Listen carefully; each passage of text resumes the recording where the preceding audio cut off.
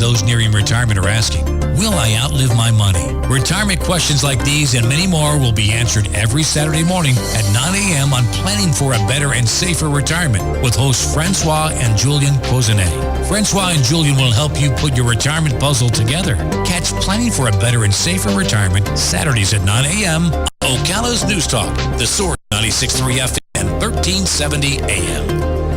25 minutes before 8 o'clock, it is 63 degrees. When it's this kind of a temperature, I don't feel a need to really mention the temperature. What do you think? You think I should only do it when it's really cold or really hot? No, I think do it even on the mild days? Yeah, I do. Because people, it's psychological. 63 degrees. Let's see what the temperature is going to be for Saturday. It looks nice for the Strawberry Festival. 73 degrees, partly cloudy skies. Good. It was cold last year. We had our coats It was off chilly last year. Yeah. Well, it might be cold. Let's see, Saturday morning, because it says lows Friday night, 49 degrees. Oh, okay. So we might get there Saturday morning, and it might be chilly, but it looks like it's going to be a nice day.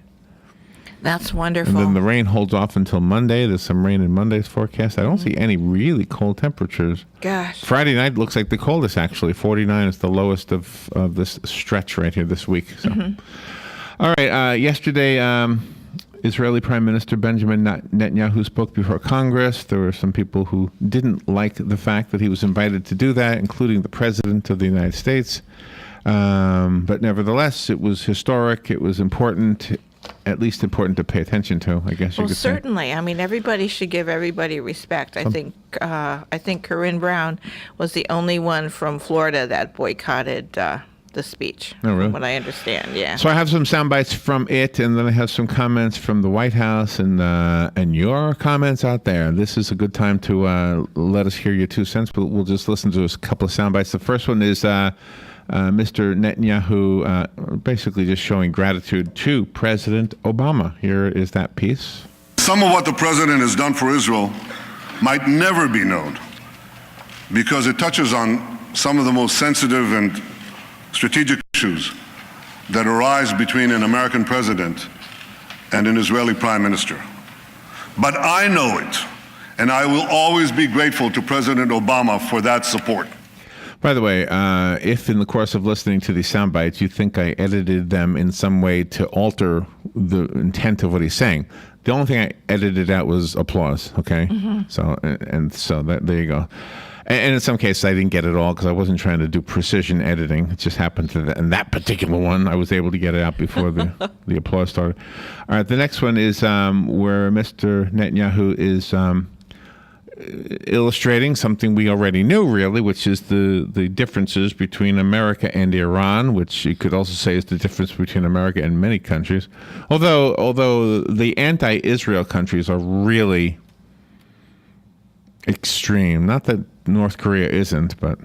All right, here we go. This is the difference between America and Iran. I'm standing here in Washington, D.C., and the difference is so stark. America's founding document promises life, liberty, and the pursuit of happiness. Iran's founding document pledges death, tyranny, and the pursuit of jihad. Yeah. Yes. Absolutely. Yeah, anyway... what's interesting is the establishment of Israel after World War II was such an amazing thing to have happen. And it's almost, and I know they were never in favor of that even back then, but it's just like all these years later, they're still talking about the fact that it never should have happened. Even though you go back in biblical days, and that's where Israel was. I've often been confused about the old lines. I guess it's probably in a map. You know how in the back of a Bible you have those old maps? Yes. Maybe somebody out there can give us an idea, but I think it was much larger, right? Wasn't Israel much larger back in biblical days? It was much larger. All right, here's the next soundbite. This is Iran and ISIS. Mr. Netanyahu refers to the two enemies of each other, which are also enemies of us, are on a battle of thrones. ISIS wants to have world domination. It's like Pinky and the Brain. Yeah, exactly. And Iran wants world domination. They just want a world without Israel. Yeah. The world would be so much better without Israel. Exactly. We had no Israel for how many years? Yeah. And we have, how many wars do we have? How much fighting did we have? Exactly. How much poverty did we have? How much famine did we have? You know, it's crazy. The world didn't have an Israel from what, the year 70 or something like that? Yeah, Until exactly. 1948? That's right. So no Israel for that big, gigantic length of time. Point to me an era during that time when the world was really great. Yeah. Exactly. Okay? It's much better now, except for you knuckleheads, which is a light word, which I prefer light words, actually. All right, here's Netanyahu again. The Iran and ISIS are similar, but anyway, here we go. Iran and ISIS are competing for the crown of militant Islam. One calls itself the Islamic Republic. The other calls itself the Islamic State. Both want to impose a militant Islamic empire, first on the region and then on the entire world. They just disagree among themselves who will be the ruler of that empire. In this deadly Game of Thrones, there's no place for America or for Israel. Israel's neighbors, Iran's neighbors, know that Iran will become even more aggressive and sponsor even more terrorism when its economy is unshackled and it's been given a clear path to the bomb. And many of these neighbors say they'll respond by racing to get nuclear weapons of their own. We don't have to gamble with our future and with our children's future. All right. The next soundbite that I have had a lot of applause. So if it sounds disjointed, that's why. I just want you to know that I didn't edit out any of his words. I only edited out the applause, okay? Just so you know. So here we go. This is Benjamin Netanyahu yesterday, again, speaking to Congress. And in this particular clip, he is talking about the 3 things that Iran should do. And there was a lot of applause, but I didn't want to use time with that. So here we go. The world should demand that Iran do 3 things. First, stop its aggression against its neighbors in the Middle East. Second, stop supporting terrorism around the world. And third, stop threatening to annihilate my country, Israel, the one and only Jewish state. He made one really important point, which is the reason why we remember the Holocaust. He pointed out the Holocaust. He did that in the best way you can do that, and we're not going to be able to do this much longer. But he invited a Holocaust survivor to be in the audience. Her name is Elie Wiesel, I think. I didn't see it written anywhere. I got it phonetically off of the audio. But anyway, so she is a survivor of the Holocaust, and it's so important to remember. Do you know, we're all probably related some way, whether by nationality or by blood, but probably all related to somebody somewhere that thought that genocide was a good idea. Of some civilization, whether it's the Native Americans or the Jewish people, or genocide in the form of slavery in the case of the black folks. Genocide isn't always death, but genocide just doing away with an entire group of people or belittling them to the point of servitude. Is that the right word, servitude? Yeah. Where they're slaves? We have to get past that. How are we going to get people who still embrace the idea that one race is better than another? How do we get those people to realize how stupid of an idea that is?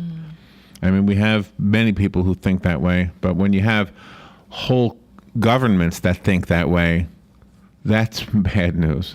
And we have a gentleman coming in who lives in the Villages. He's coming in next Thursday to talk about the Holocaust. He's also a Holocaust survivor, right? He's a survivor, yes. We've had a few, but as you know, we've been on the air a long time. But the longer we're on the air, the less likely it is that we will be able to get these folks. So, all right, here's the next soundbite. This is where he simply introduces Elie Wiesel. With us today is Holocaust survivor and Nobel Prize winner Elie Wiesel.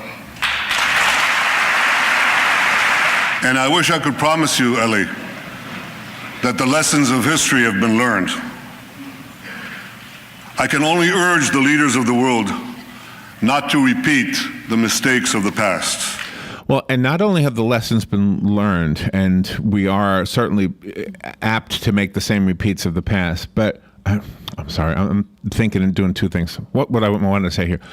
The lessons have been learned. We certainly are able to make the same mistakes that we've made before.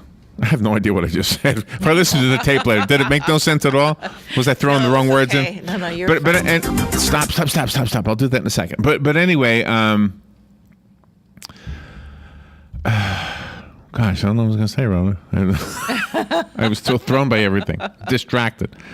Yeah. But we are able to make the same mistakes. But here's what I wanted to say. But the United States has really shown the world that the concept of this country, the premise, the land of the freedom, the land of where if you work hard, you can be well off. Maybe not wealthy, but well off. You can survive. You can have freedom. We've messed it up a lot.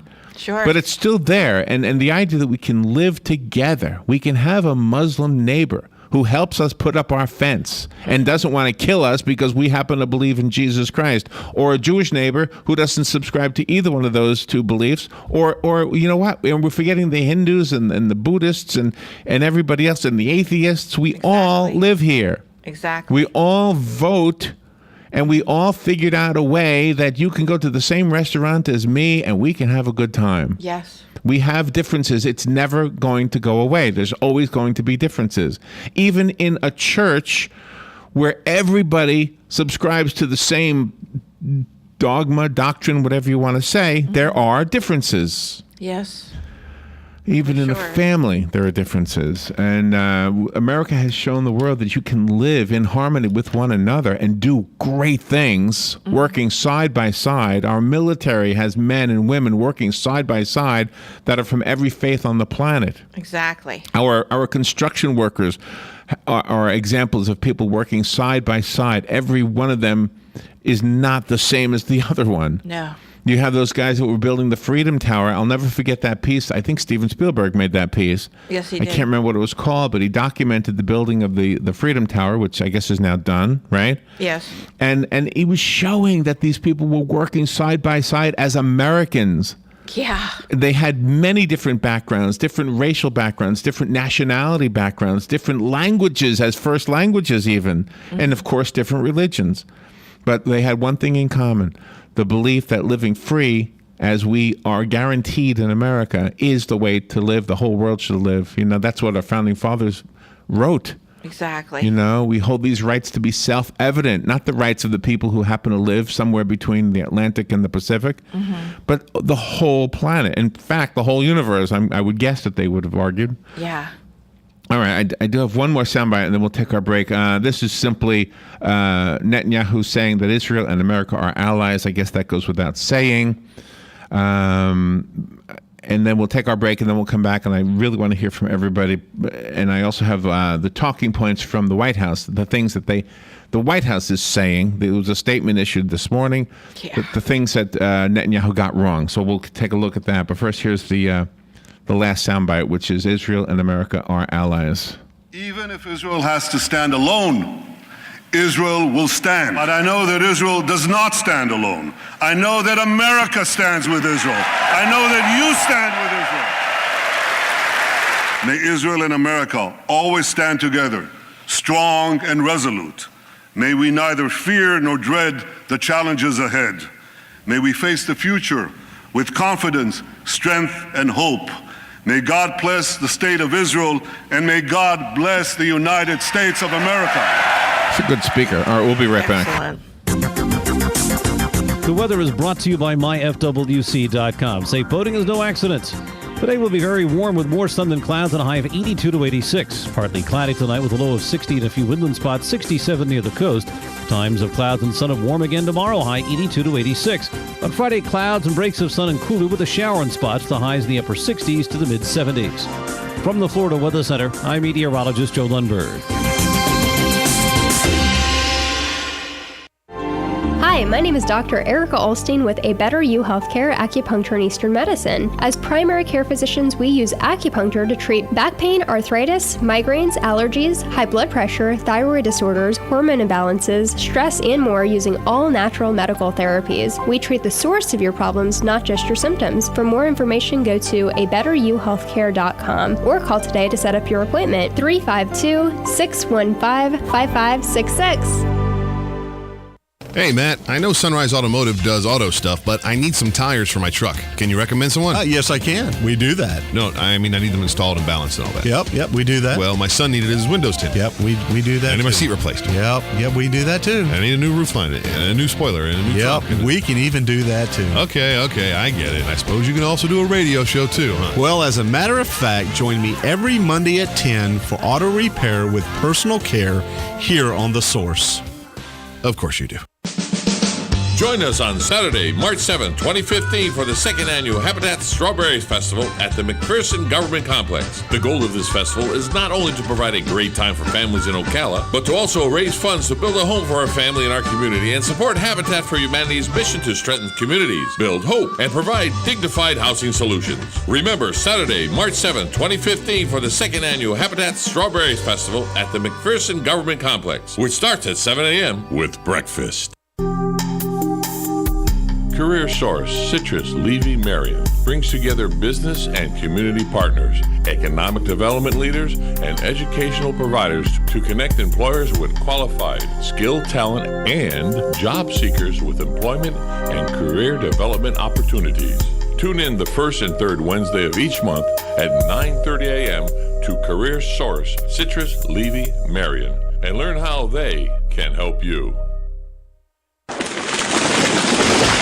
That was the sound of a tree falling. It could be your tree. You're going to have it trimmed, but never got around to calling Pride Tree Service. It could have fallen in a field, and now all you have to do is call Pride Tree Service, and they'll have it quickly out of the way for a great price. But don't wait until the tree falls. It may not fall in the field. It may hit your car, your house, or worse. So call Pride Tree Service today and avoid all those headaches before they happen. Pride Tree Service, 840-0750. That's 840-0750. All right, 9 minutes before 8 o'clock. Please, if you want to call in, don't wait, because as we get toward the end of the show, it's often difficult to get your words in, and I will answer the phone. Once I see it ringing, I'll go right to it. The number is 622-9622. We're discussing yesterday's speech at Congress by Israeli Prime Minister Benjamin Netanyahu. The next part of what I'll do, but I will stop if you call, is I'll tell you the 5 things that the president's team thinks Benjamin Netanyahu got wrong. Now, they're not saying this is from the president himself. Well, I don't think they could release something unless he You would think. It. You would think. Well, I'm just letting you know how it was delivered. It says Obama's administration officials have issued some key points of contention in Israeli Prime Minister Benjamin Netanyahu's speech. Okay. Mm-hmm. Let's see. In the speech, he made a number of assertions that are challenged by Obama administration officials. This is just the pre-part. And some experts on Iran and nuclear talks. Here are 5 key points of contention, just repeating themselves. Okay, here's the first part. Benjamin Netanyahu said, and here's a quote, Iran's nuclear program can be rolled back well beyond the current proposal by insisting on a better deal and keeping up the pressure on a very vulnerable regime, especially given the recent collapse in the price of oil, unquote. The response from the White House is this: more sanctions are not a realistic option. Key countries like Russia and China are unlikely to support them, and the international coalition against Iran could fracture. And some may blame the United States for taking an overly hard line. Moreover, years of stiff sanctions have failed to halt or even slow the progress of Iran's nuclear program. By some estimates, the program has cost Iran $100 billion. Iran's leaders have shown they are prepared to make huge sacrifices to maintain it. Strong argument. Yeah. It's a strong argument from the White House. All right, the next point that the White House has an issue with from Benjamin Netanyahu Many of Iran's Arab neighbors will respond to a nuclear deal allowing it a domestic nuclear program, quote, by racing to get nuclear weapons of their own. So this deal won't change Iran for the better. It will only change the Middle East for the worse. A deal that's supposed to prevent nuclear proliferation would instead spark a nuclear arms race in the most dangerous part of the planet. That was a quote from Netanyahu yesterday. The response from the White House was, maybe not. As Iran has demonstrated, developing nuclear arms is very costly, both politically and economically. Although officials in Arab states like Saudi Arabia have warned that they will seek their own nuclear programs to match Iran's, some experts are skeptical.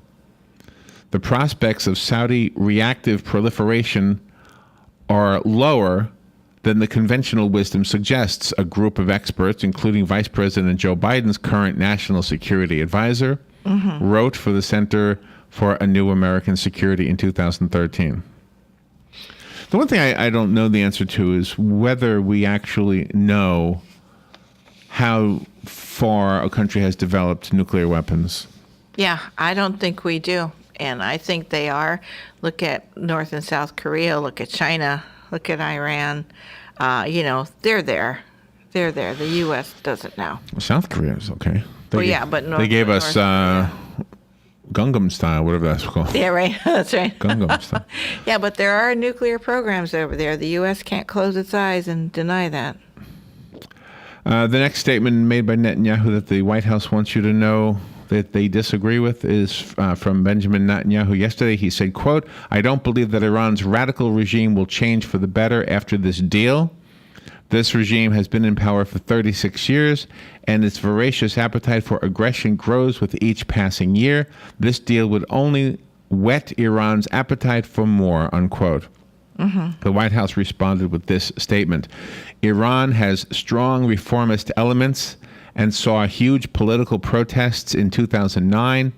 The 2013 election of President Hassan Rouhani was a vote for change and reform against the hardliners.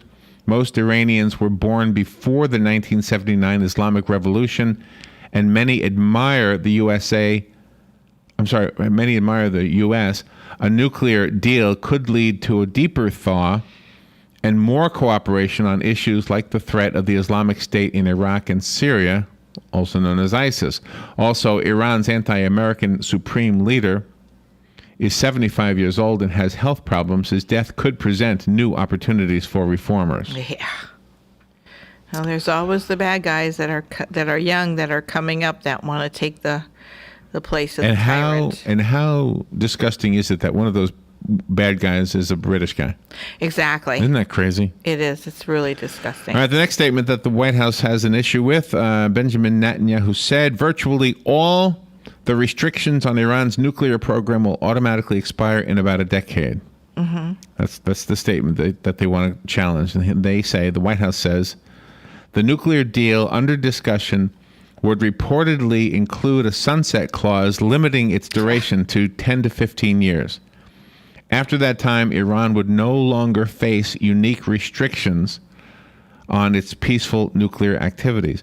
But even after such a nuclear deal expires, Iran will remain bound by the Nuclear Non-Proliferation Treaty, which it ratified in 1970. The treaty was designed to allow countries peaceful nuclear programs while preventing them from developing atomic weapons. Under it, International Atomic Energy Agency inspectors and cameras will include monitoring Iran's nuclear facilities, and Iran will be legally prohibited from developing a nuclear weapon.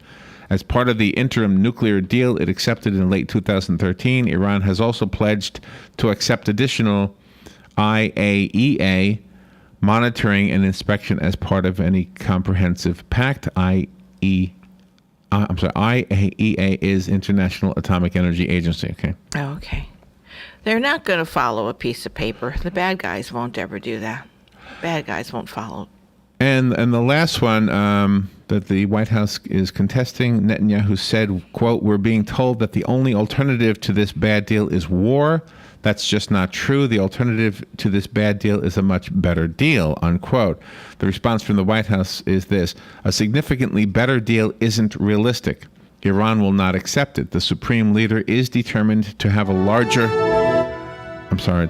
nuclear program and will make huge sacrifices to achieve it. Our negotiating partners do not want to apply more sanctions or extend the duration of the talks. And if the talks do fall apart, there will be nothing to stop Iran from dramatically expanding its nuclear program, increasing the possibility of a military confrontation. The deal is not perfect, but there is no realistic, better alternative." All right, well, that's what I had prepared. I got it all in, and we'll take a break and be right back. Broadcasting from the Paddock Mall Studios, this is WOCA, Ocala, Gainesville, The Villages, 1370 AM, 96.3 FM, The Source. Fox News Radio, I'm Lillian Wu in Boston. Well, I just hope justice is served, not just for the city of Boston, but just for the victims. Many people like this man glad the Boston Marathon bombing trial is finally starting. Opening statements getting underway this morning in the trial of surviving suspect Joe Harzarn.